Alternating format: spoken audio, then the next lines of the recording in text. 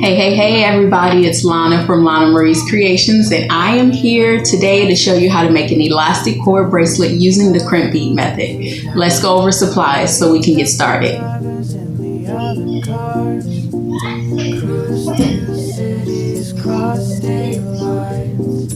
Watched the sunset, watched it rise. Said hellos and I said goodbye. On my way home, on my way home.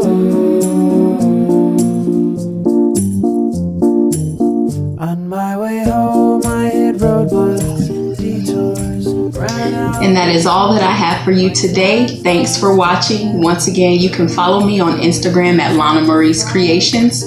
You can also follow me on Facebook at Lana Marie.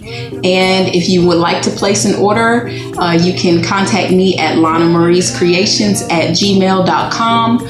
Also, you can follow me here on my YouTube channel for more tutorials. Thanks.